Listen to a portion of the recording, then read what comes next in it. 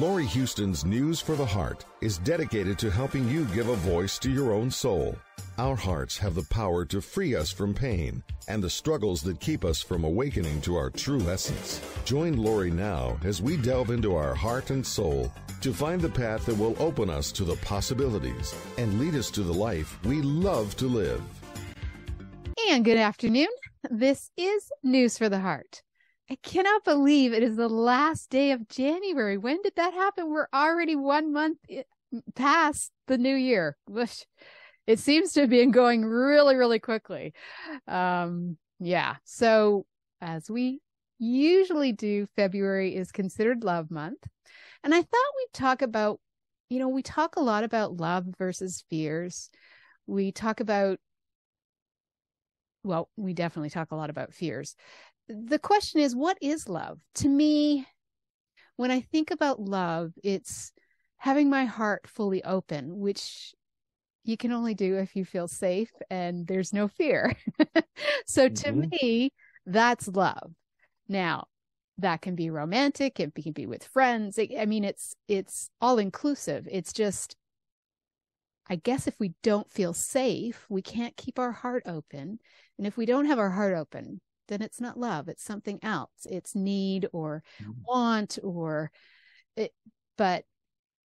So I thought we'd chat about that at the beginning and see where it goes, because I'm sure it will manifest in many different ways. And since we've done this many times, I thought this is an interesting twist on what we usually do to talk about what really is love. All right, Tom. Okay. Oh, wait. Did I introduce you? My wonderful co-host that comes the last Tuesday of every month, Tom Campbell. Everybody knows anyway. But welcome to the show, Tom. Oh, thank you, Laurie. Thank you very much. Well, love is a word we use a lot. It is. Right? You see something that you appreciate and you say, I love that. Mm-hmm. Or you go make love, or love is a word that seems to have lots and lots of meanings, but none of them are really too specific. Right. Sometimes it's a synonym for like. Yes. Sometimes it's a synonym for sexuality. Mm-hmm. It's in our culture, we just have that one word. The Greeks had several kinds of love, right? Where they could differentiate between, agape and other loves, the kind of love that develops in friendship. Mm-hmm. And eros, and what else? There's a couple more. Anyway, they had several words, and evidently other cultures also have multiple words for love, where they see that love is not just this one thing. It's a lot more things. So they have different words for different aspects. Not so in English. We just have love, and you have to understand what the speaker is saying based on content. Right. You look at the content, and if you got the content, then you can figure out what it is they're trying to say. Right. But it's still confusing when you talk about love as to exactly what it is we're talking about. So let's kind of work on the definition a little bit here. All right. Now, when most people say that they're falling in love or they're in a love relationship, most of the time for most people, that means really that they're falling in need. Mm-hmm. They've found someone who meets their needs, and hopefully that they meet the other person's needs as well. And then that means they tend to pair off, meet each other's needs. But that's not love. That's needs. And we talk about unconditional love like it's a special kind of love. Oh, this is unconditional love. But I would say that unconditional love is the only kind of love there is. If it's not unconditional, it's not love. So if it say, well, I love you as long as you do this, this, and that, or as long as, or if, then that's an arrangement. That's a deal. That's something you negotiate. It's not love. Love isn't negotiated. Love is always unconditional. Now, love is always given away for free. Yeah. No conditions. That's what I mean for free. There's no conditions to it. It's just given away. You care enough to want to be helpful, to want to take care of, this other person or this dog or cat. You can love your cat, love your dog. It's an in-depth, a deeper emotional. It's not just intellectual. It's past the intellect. It's at the deep level where you just care enough for something that you're willing to give to it without getting anything back. Just give because you want to, because you care that much. So that's love. So not as love always just freely given, but love also, you don't take it back. Right. When you love someone, even if it turns out you don't like that someone, the love is still there. You still care about them, even if you don't want to be around them anymore. So love is something that is permanent in that sense. It's not easily let go of. Now it does it does seem to come and go with time, but it's not really the love that comes and goes with time. It's just your connection to it, your interactions with it.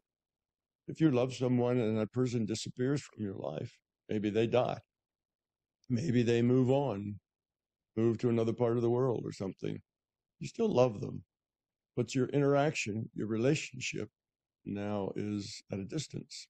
So that's different, but the love is still there and you still care about them, even if you never see them again.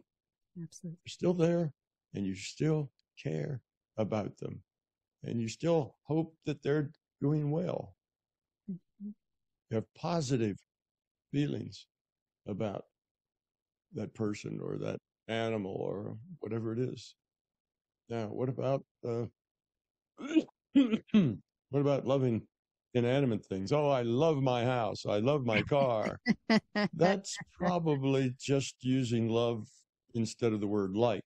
Yeah. You're really talking about like there, not love. That's just us with our language. We say love for lots of things when we're really talking about something else. Mm-hmm. Yeah, we don't say, I fell in need. We say, I fell in love. And so we say those sorts of things, but that has more to do with like. I like my house. I like my car. But, we do love our pets. We get very emotionally attached to them and they're part of our family and we care about them and we mourn them when they die. And, that's love. So it's not just human to human. No. It can be other things. Now, you can In fact, love. it's easier to love a pet because they almost never talk back. Almost. Sorry. Yeah. And Almost. I know you just missed one of your pets. So my condolences for you and Pamela. Yeah, we just had one, a dog that was 16 years old, which is very old for a dog. Yes. Finally came to his end. Yeah, it was just last week. So, let's see, where was I going with the love thing? Pets So and love, yeah. So love is it's a feeling. right. It's an attitude. It's that you appreciate and care for something without any requirements. that thing you care for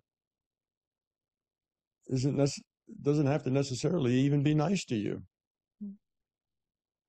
You know, and we have a lot of that in families. You know, where families have love for each other because, you know, that's my sister or my brother or my mother or father, and we have love for them, but we really don't like them.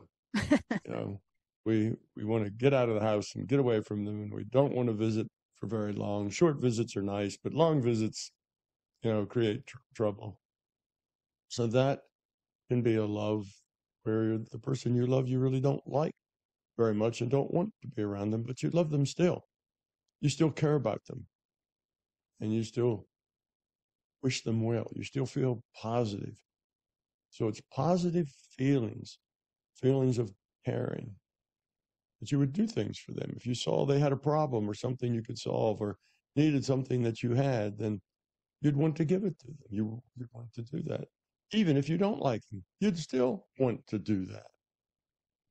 You see, it's love. So love is the opposite of fear.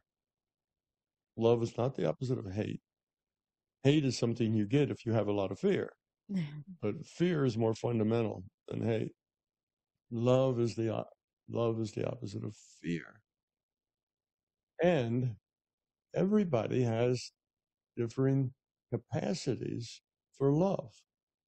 So the amount that you can love is dependent upon how much fear you have. So if you tend to be very full of fear, then your capacity to love is smaller. If you only have just little bits of fear, then you have a much higher capacity to love. So everybody doesn't have the same capacity to love.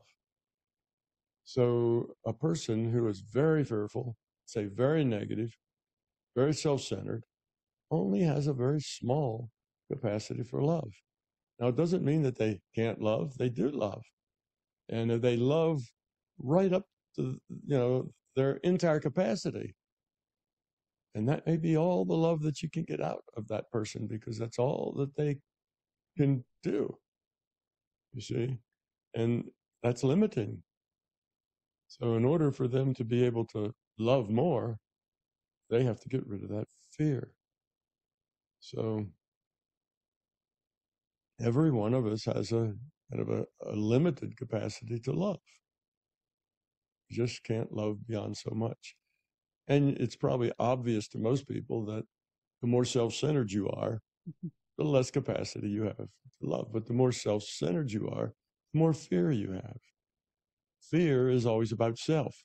Self-centeredness is mostly rooted in fear that the I doesn't get what it needs, that the I isn't, you know, doesn't have what it wants, that the I is displeased with life, that the I, you know, doesn't like this or that or other things or these people. And it's all about, it's mostly negative, and all of that's fearful.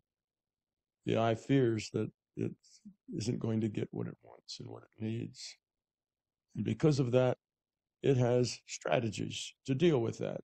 And the obvious strategy is it builds a wall. If you're afraid that you're not going to get what you need and that the world is going to not be kind to you, well, you build a wall. And now you play the strategy of I can't lose if I don't play. So now you just, you know, you don't get involved. You get frightened if a relationship starts to get deep. It frightens you because you're afraid that it will go bad. And because you are afraid, then you don't let that relationship ever develop.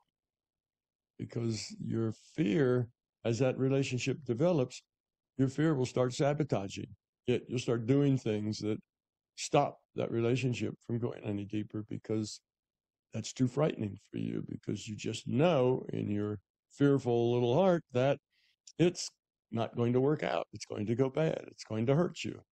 And you don't want that. Therefore, I can't get hurt if I don't play the game. So there's a lot of people who stiff arm love. No, you know, love, stay away from me. Go away, because they're fearful.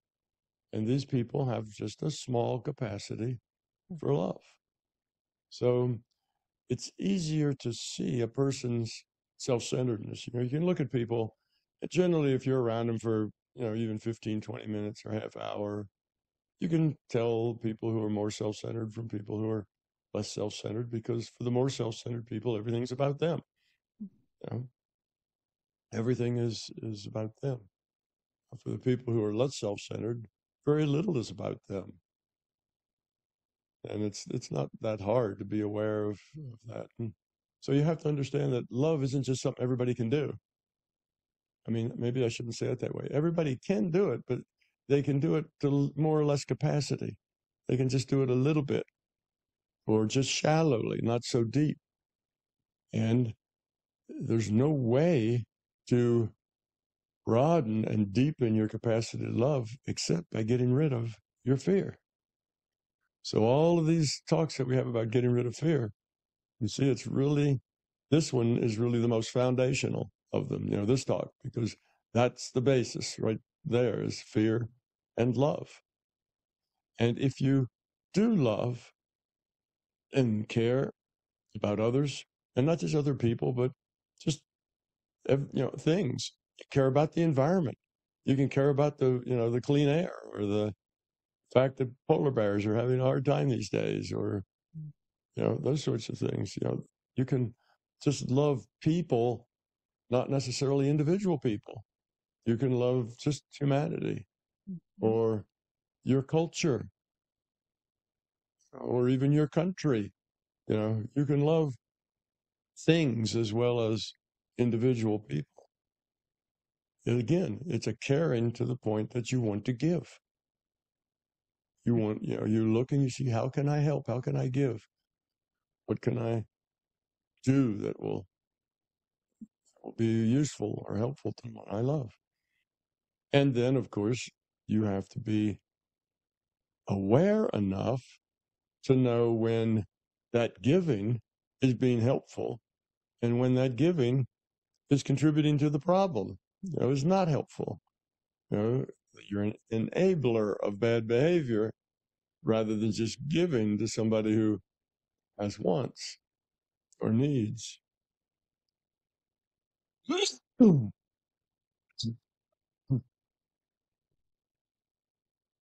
So, love, because we have just one word for it, is a pretty complicated thing, because it can mean so many different things. Right. But when you love someone or a thing, then you don't ask, what's in it for me? Right. You don't ask, am I getting my fair share? You don't ask, is this going to, am I going to suffer if I give? None of that matters. You just give because you want to. It's not intellectual. It's just very deep feeling and knowing that you really appreciate that thing, that person, that animal, those whales, whatever it is. You really appreciate that, and you're willing to give to it. You're willing to give, maybe, dig into your wallet and send them some money. You're willing to go, help if physical help is needed. Like, you're willing to go, if you just love people, you just care about people. Well, there's lots of things you can do to express that. You can go work in the soup kitchen someplace. You can go hold preemie babies. You can all sorts of things. And you just have a warm place in your heart for humanity in general. Just care about people. So it can be broad like that. It's not just small. But that broad love usually only comes with a larger capacity to love. As the capacity is smaller, it's usually just fixed on something, your cat maybe, or another person. And most of us, what we call our love is a mixture of our needs, our self-centeredness, and our love. It's not like these are separate things that never mix. It's all mixed up there together. So for most people, most of the time, your relationships with the people you love are a combination of your ego, your fear, your self-centeredness, and your love. Yeah. And it's all mixed in there together. So that's because you have capacity for fear and a capacity for love, and you express both. You express the fear in many ways, but self-centeredness is just one of the ways you express your fear. And I think So when you mentioned the part about, loving causes and stuff, if you have a great capacity to love, then the causes bring you love and you want to give. But when you don't have a lot of capacity to love, instead you see those causes as something you have to fix, and you get angry and you get, that justified feeling. And so then everything, and unfortunately it becomes so much more negative and fearful and hate provoking than it does loving. And it's interesting because that's something I see a lot. People tend to get self-righteous. Yeah, that's it. Oh, those awful people out there doing these awful things, terrible things, and then you get angry at them and upset. You want to fix it, but you really want to fix it with force. Yeah. You want to make them stop. What can we do to force them to stop? And just the fact that you're thinking in terms of force lets you know that there's a lot of fear going in there.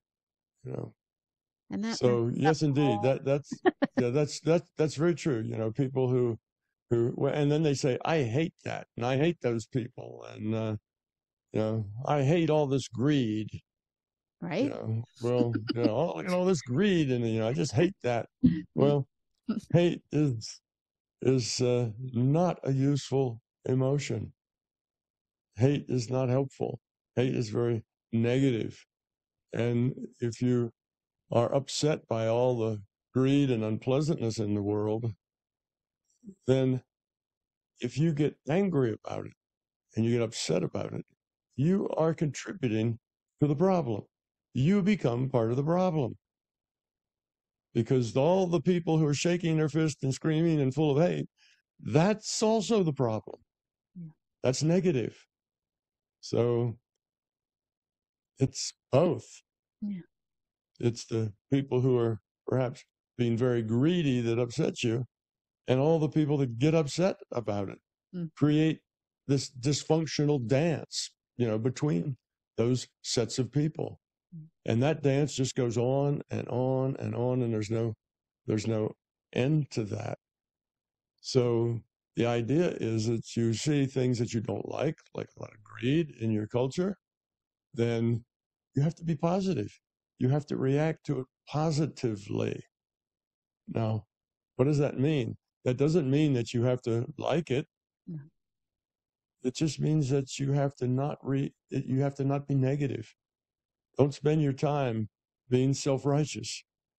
Oh, I'm better than that. Look at all those people doing that. They're awful people, but I'm better.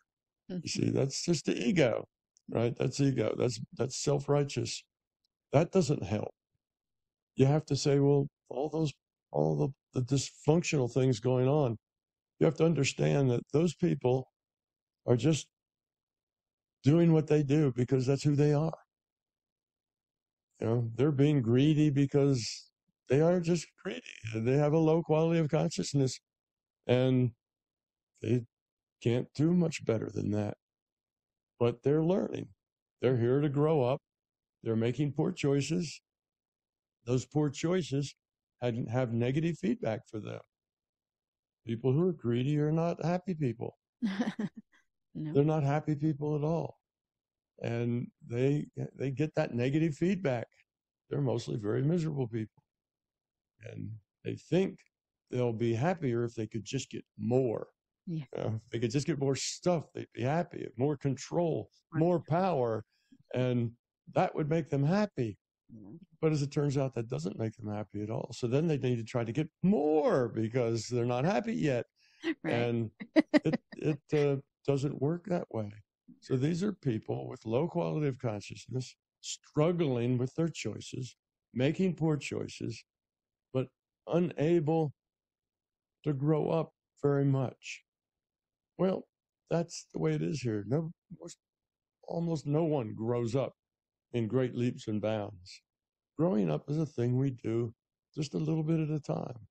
And it has to come from the inside out.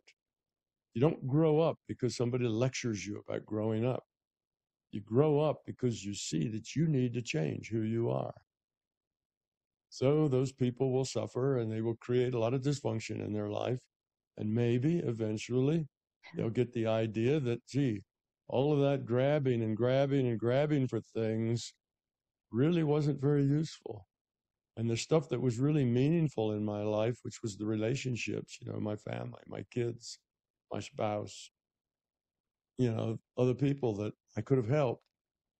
And you kind of realize that there was much more value in that than there was in grabbing more and more stuff, trying to make more and more money, more and more control, more and more power.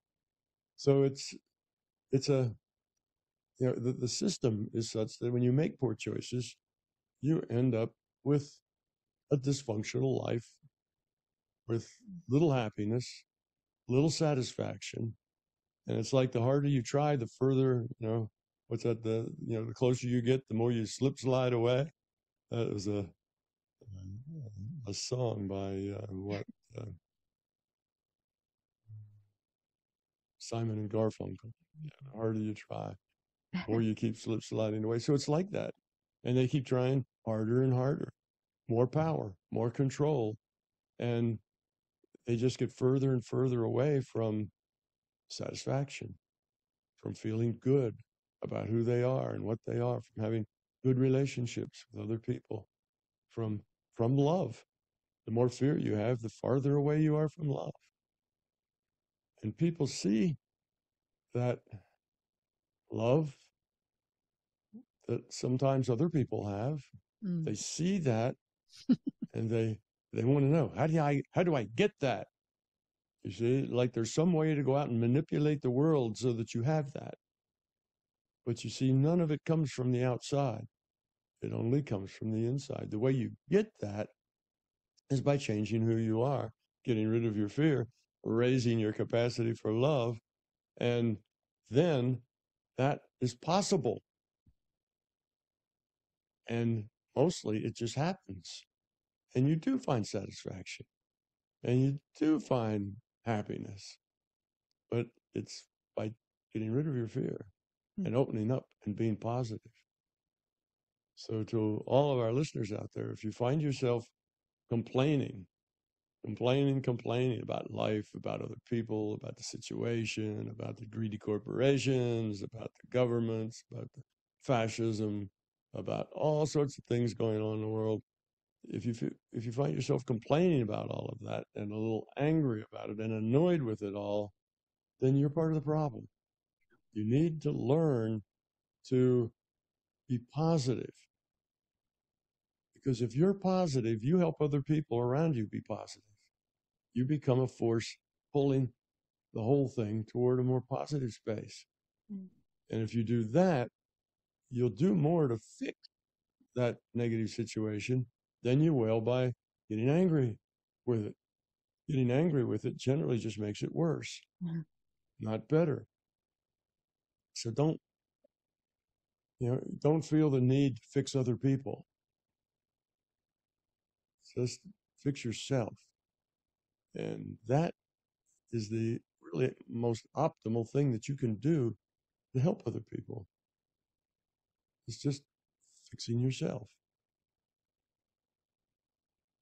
I hear a noise. Do you hear a noise buzzing? I don't. Okay, well then good. If you don't hear it, then neither will all the people out there. That's good. It's the construction people in my house that had something going on there, but I'm glad it didn't get picked up with a mic. So that's love. Love is something we give away. It's a capacity that we have as we get rid of our fear. And the first thing is we learn to love things that are easy to love like dogs and cats. And just see your once across. once we get rid of our fear to more and more love capacity, less and less fear, then we're more successful at loving people, because loving people is harder. You see, people challenge you like pets do not. True. They challenge your ego. They challenge your, yeah, but I want it this way. And I want it this way because I know this is the best way. And you're not doing it the best way. And if you just listen to me, it would be better. People have that kind of an attitude. They just want to fix things and other people and change things to be the better way. So, that's mostly your fear talking, and you're wanting to control, your need to be in charge, your need to help everybody else do it better, do it in a better way. And all that does is generally create difficulty, because everybody, all those people that you'd like to help do it in a better way, they're all looking at you thinking they'd like to help you do it in a better way. And it's just everybody, you see, has that same attitude. So you see how impossible that is. And as they reach out and say, no, Laurie, don't do it that way. Here's a better way. Laurie goes, I know a better way for you to do it. And what are you doing telling me about how I should do it? And pretty soon, that degenerates into something that's negative. Yeah. So the best thing to do is say, well, people are who they are. They're doing things the way they do them because that's who they are, and learn to live with that. Not say, well, but that's dysfunctional and that isn't as good as it could be. I should help them change that. Just let them be. And if you let them be and care for them, if you love them, you will create a safe space around them in which they now can look at themselves and say, oh, I could do this better, and change themselves. But inasmuch as you try to change them and manipulate them and push them, they'll never get to that safe space where they can change themselves. They just keep digging in, doubling down on what they're already doing. So if you want to help those people change, you do that by being positive with them, by caring for them. Because if you give to them and they just take, and you give and they take, but you give because you want to, because you care about the person, so you just give, and it doesn't matter to you that they take. That's okay. That's them. That's who they are. They're in take mode, and you're in give mode, and you're happy because you're happy to be able to give. Giving's what makes people happy. So if you just do that, eventually that person will think, oh, all I do is take. This other person gives. Gee, I should change that. I need to give back some. You see, they can change themselves. But if you say, all you do is take, you never do anything but take. All I do is give. Poor me. Bad you, poor me, bad you, and you have that kind of a attitude, then they're not going to grow up. They're not going to see that they need to change. They're going to build their wall, make their defenses. They're going to justify why you're wrong and they're right. And the whole relationship will degenerate. And then they figure out that they're not actually giving without conditions. So right. That's not love. Exactly. Yeah, that's not love. That's trying to get what you want. Right. If I give you love, then you will give it back to me. Right. Right. But yeah. that's not love. That's not love at all. That's not giving either. Yeah. Or giving with conditions.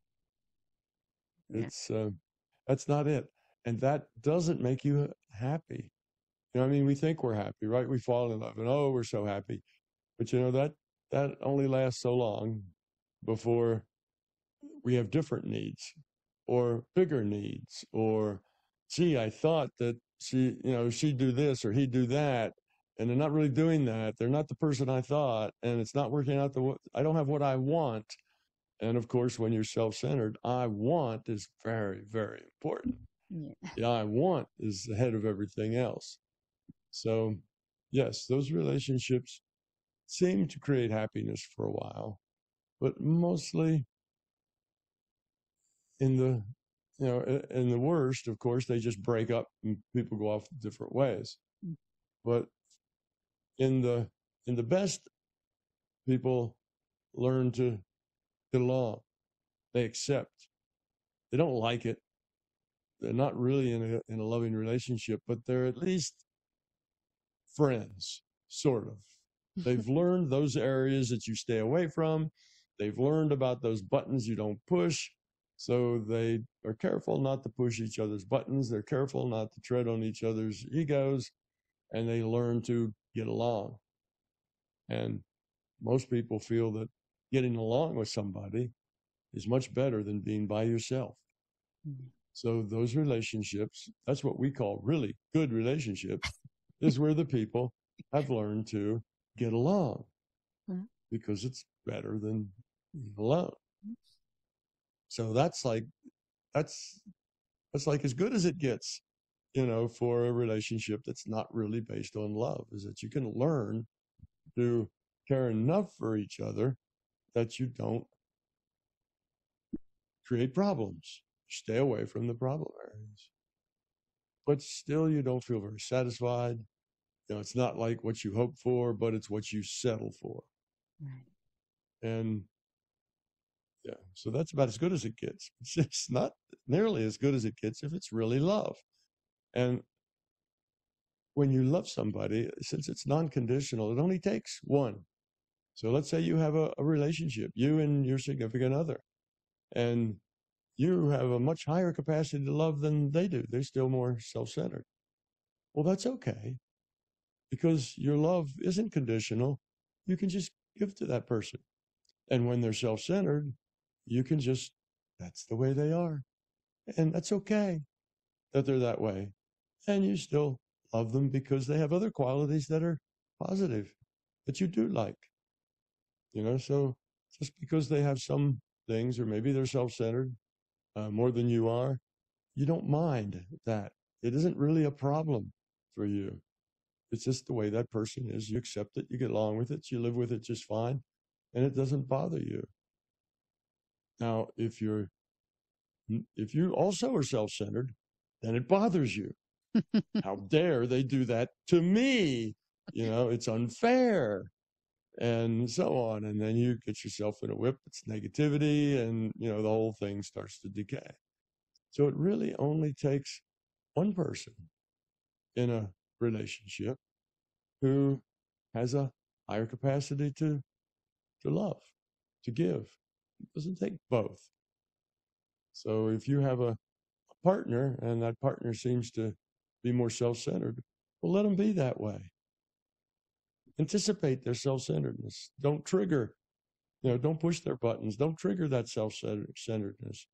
And just give to them and love them and care for them and let it be that way.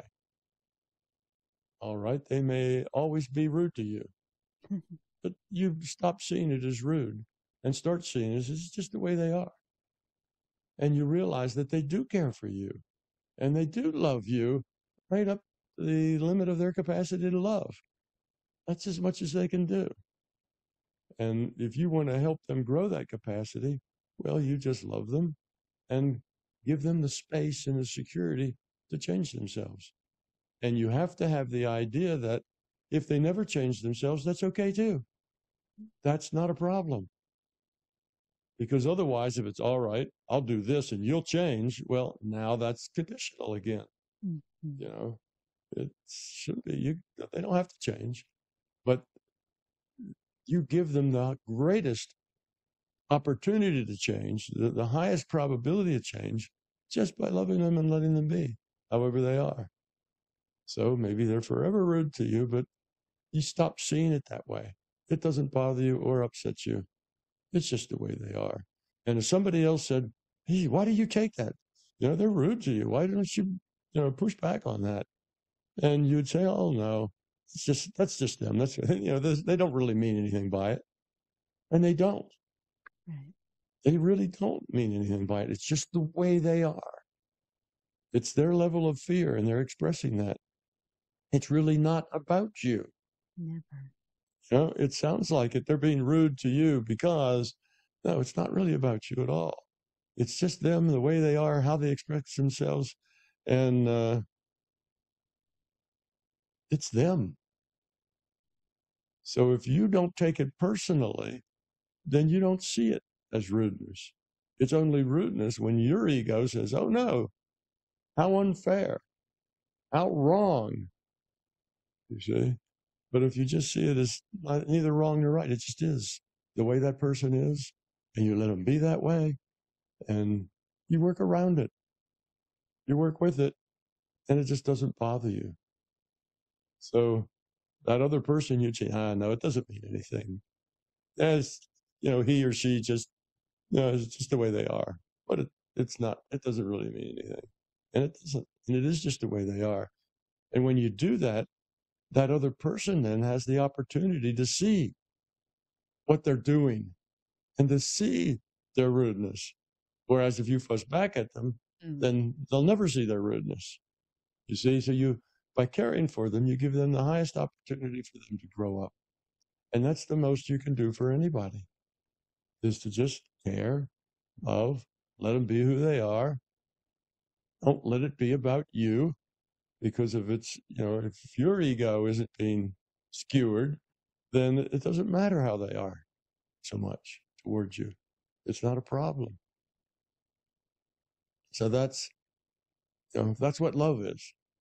Love is letting other people be who they are and caring for them just the way they are. And yes, that means all those people that you don't like, that are doing those things that you don't approve of. You need to just let them be, give them space, be nice, be caring, be thoughtful, and that gives them the highest opportunity to grow up.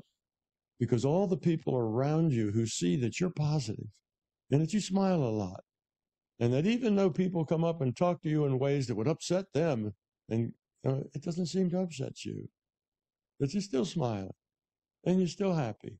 And no, you're not stuffing anger down and hiding it and pretending to be happy. You just are. And those things don't bother you.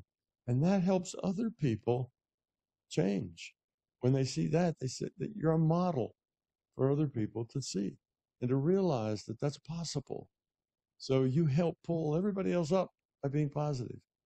And you help everybody stay negative and help everything stay, low quality if you're not. So the only person you can change is you. But fortunately, the biggest contribution you make is by changing you.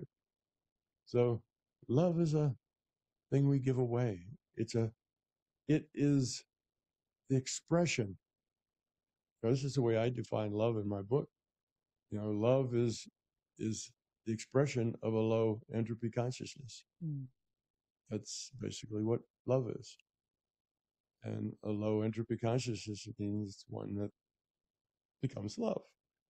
So that's how you deal with these negative things in your life, or negative people in your life. I mean, look at that face.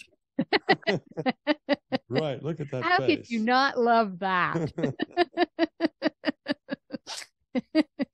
Oh, and that fur is so nice when you get your hands in it, right? It's You just want to very satisfying tactily to Oh, it is. pet that cat. Yeah. But people generally start with animals and things like that. It's true. I love my dog. I love my cats. I don't do with people very well. I don't care for people, but I really like my pets.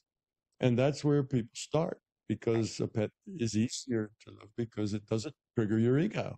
Right. You've got this big ego sitting there, but the pet doesn't trigger your ego very often, unless it, pees on your foot or something like that. Then your ego gets really upset.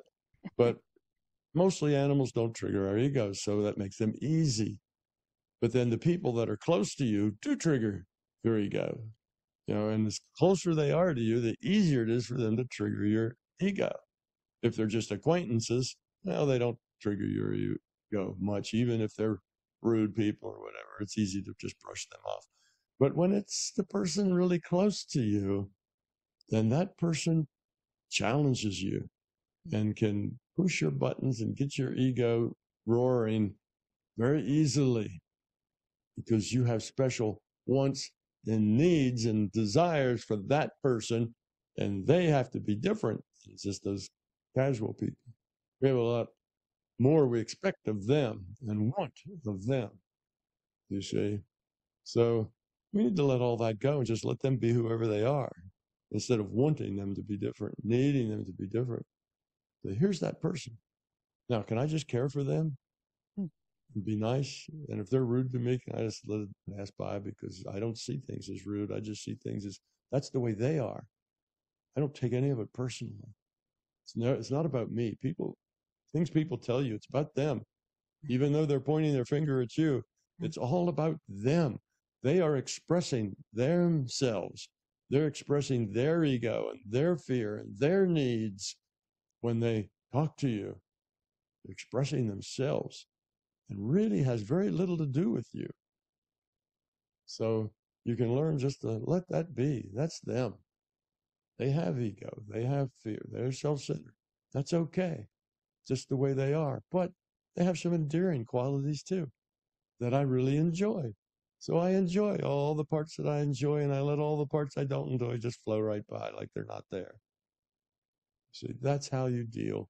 And that's with the significant other, but that's the same way you deal with the people in the corporations or in the government, or, you deal with them as you have to, but deal with them positively. That will help you change better than anything else. Now, that world you'd like to live in, that world where everybody is kind and benevolent and thoughtful, that world will only take place when the average quality of consciousness goes up. And it can only go up one person at a time, and those people only change by changing themselves. You see, so going out and hollering at them and throwing, stones at them or something isn't helpful. That's not what makes things change. Yes, you can make changes with force, but you don't really change as much as you think. Yes, all the peasants revolt and they get rid of the, nasty king and queen, right? But look at that society 30 years later, 40 years later, and all right, it's a different power, scheme going on, but it's just as bad as what you had before, because the quality of the people haven't changed. Right.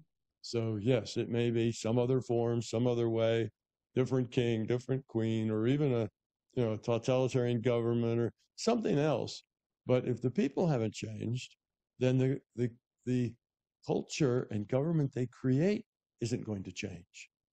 So we only change those corporations and those politicians and those governments and all of that stuff. We only change that by changing ourselves. Grabbing them by the throat and shaking them might change the form. We can use force. Kill all those people we don't like. All right, they won't be our problem anymore, but something else will grow up in that space that will be our problem just as much as they were. All we're doing is trying to fix something by getting rid of the symptoms. All right, that dictator there, he's the symptom. Mm-hmm. He's not the problem. He's just a symptom of a problem. And we take off his head and we get something else as bad. And even if we get a really, really nice person, that only lasts for a while, because that nice person will very quickly become undermined, will become this and that and the other, and they'll be gone. If the whole system is rotten to its core, and by that I mean has a low quality of consciousness, then that one really great person can only do a very little for a very limited amount of time, and it's gone, and the rottenness, puts itself back. So yes, you can have, times of better things, but in the bigger picture, the only way to get that nice, gentle, caring, cooperative space is if we change who we are. if we change ourselves. Because then when we change, automatically that government changes, those corporation, those corporate attitudes change. Everything changes because they're us. They will change. So that's how you fix it permanently, by fixing yourself. Otherwise, we're just symptoms. All right, get rid of that corporation, get rid of that CEO, get rid of those people because they're really abusive. They're abusing all their customers. They're abusing their employees. So we get rid of them, but it doesn't really fix anything in the long term. It only fixes things in a little short term for just a few people for just a while. It all goes back because they reflect us. They reflect the average quality of consciousness in humanity. The only reason that your attention's drawn to them is they happen to be in a position of power. So their nastiness looks huge because they can reach out and be nasty to hundreds of thousands of people at a time, whereas you can only reach out and be nasty to 3 or 4, you see? So you look at them and say, how nasty they are. They're so awful. But that's the biggest difference. They have power and you don't. You see, they're self-centered, you're self-centered. Most everybody's self-centered, but these people have power. So their self-centeredness can just tear up all sorts of people's lives. And we don't like them. Our self-centered and only tears up our own relationships, our own lives, our own children and spouses and, families and places at work and so on. And that's small. So we hardly notice that. We don't see ourselves as monsters like they are. But there's not that much difference. Not that much difference. It's people that are in positions of power. It's not that they turn into monsters when they get the power. That monster was always there. It was just under the surface because it didn't have the opportunity to exercise that power, control, and force. So that's why it works that way. So you see, the people that we rage at are really a reflection of us, and raging at them sort of like raging at our own inability to do anything about it, to fix it, because we think the problem is outside of us. We think, if I could just rearrange the deck chairs on the Titanic, everything would be just fine. It's not like that. The problem isn't outside of you. The problem's inside of you. By constantly trying to manipulate and change and fix the outside world, most of us are just adding to the anger and to the negativity and to the dysfunction that's out there, unless we do it positively.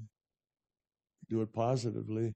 Sure, you can go demonstrate for peace. You can write letters. You can write books. You can get on YouTube and explain things to people. All that's positive, and by all means do that. I'm not saying just sit back and dig a hole, crawl in it, pull the lid in over you. That's not what I'm saying. You need to be engaged. You need to be connected. You need to speak out. You need to talk about what changes we have. All that's necessary. Yes. Don't sit down and be quiet and just suck it up and take things as they come. That's not what I'm saying. But you have to do it positively, not negatively. You have to do it positively. You have to show an example. You have to be an example. And you have to always be positive. Anybody can complain about what's wrong, but to show something better, that's helpful. Just complaining about something is not helpful. And when you show something better, you don't show it like, here's what everybody has to do, control, power, force. If everybody was forced to do this, it would be a better place. No, it wouldn't. It would degenerate right back to the same place it is now. People have to make these choices on their own. Yes, we can create laws that prevent people with making poor choices, but that only goes so far. People have to change. Just trying to keep people from from poor behavior and make them behave better doesn't really help them grow up much. They look maybe and act like they're grown up more because They obey all these laws. So they're polite and other things. But if inside they're not grown up very much, then it doesn't work. The relationships are still bad. The CEO is still greedy. You have all this other stuff, even if they're very polite and donate, $100,000 a year to poor people, but they're still greedy. Mm-hmm. You see, but they're acting nicer. Well, that's good. We like people to act nice, but that's not the point. The point is to be nice. Mm-hmm. So the only way, if you are nice and you do care about people, well, that's what we've been calling love, right? Right. It's caring about people, being nice, helping, not self-centered, not taking, helping. So you see, that's love. So that's love in a big scale. But it's all the same thing. If you shrink it to the smaller scale, it's about your cat. Well, that's okay, but that's a very simple problem. A very simple relationship with your cat and with your dog, with your parakeet. It's a very, very easy. If it's with your turtle, that's even easier. It's hard for a turtle to challenge your ego. Well, I don't know. You can go a cat can do it. Go in that shell and not come out. A cat can scratch your wallpaper or jump and drop things and break things and right. chew up your shoes. They have all sorts of ways to get to your ego, but goldfish and turtles are probably a lot easier, but they're a lot less rewarding too. They don't give back as much. Right. And a significant other is more rewarding than is a pet. You see? So it's just, where is your capacity and what can you do and how much can you handle and how much do you have to give? In other words, how little fear do you have? You're able to step that up. And then maybe if you can, be successful at loving your children, because that's pretty easy too, loving your children. Not as easy as loving your pets, but it's still pretty easy, rather than trying to manipulate your children and make them be the way you want them to be, which is all self-centeredness. If you can just love your children, and that's love your significant other, that's a big challenge. But pretty soon it goes up bigger yet. You love your environment, you love the world, you love humanity. You have a positive attitude about everything. And guess what? You smile a lot, you're happy. Nothing really gets you down.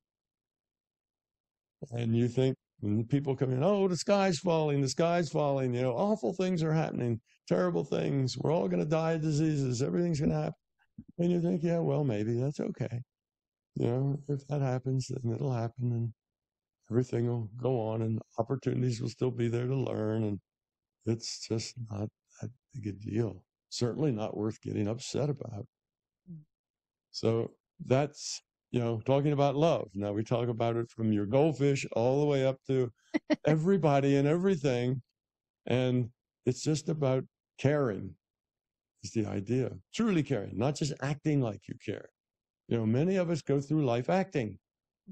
Okay, I'm going to be a good little housewife and I'm going to do this and I'm going to do that and I'm going to make the meals and I'm going to clean the house and I'm going to do these other things. And that's me. I'm successful because I'm doing all this. Well, if inside you're grumbling to yourself about having all this stuff I have to do all the work. Nobody else does the work for me. See, you're acting, you're not being. You have to be it. You have to do those things because you care, not because it's your responsibility, because that's the deal you cut with your significant other. You have to be. So it's not just about going through life pretending you're happy, stuffing down your negativity, smiling all the time, and acting pleasant. Well, everybody appreciates you doing that, but it's not helping us grow, as a people. You really have to be nice. And you really have to, the only reason for anybody to be nice is because you care. That's why you be nice, because you care about people. So the it gets right back to, if you want to lower your entropy and grow up, it's about love. Seeing somebody that needs help and you just go help them because that's who you are and what you do, that's love. You see, that's an expression of love, an expression of caring. If you see somebody that needs help and you say, oh, I could help this person and that would make me be a better person, and everybody would see me helping them, and I'd get some gold stars, and I could tell everybody for the next 3 weeks about how I found these poor children and I helped them find their parents or whatever. Well, that's nice, but that's not helping you grow up in it. That's not love. That's your ego. So it can be a little tricky, you know. In the beginning, people say, I don't know what's my ego and what's not my ego. Well, that's all right. Just do the best you can. You don't have to know. This is not an intellectual problem to solve. You don't have to figure anything out. Just be and care. I love it. About others and love it. Yeah. Just do it because that's the way you are. See, so that's how you treat people. That's how you need to approach your significant other, and your dog, and your cat, your children, and the world, Love. and everything. Love. And love. So this is Love Month, I guess, or at least it will be soon. Tomorrow. This is tomorrow.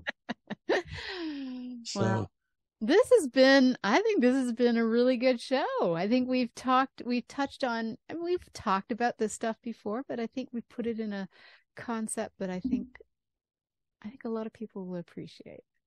So I'm happy. It's been interesting. Yeah. Love is the thing, right? Right? That's what we're supposed to be. There you go. All right. You've been listening to News for the Heart. We've been getting the heart of what matters with Tom Campbell. Consciousness of love, love versus fear, love, caring, kindness, positivity. That's what we're here for. All right. We'll see you next month. Thanks, Tom. Thank you, Laurie.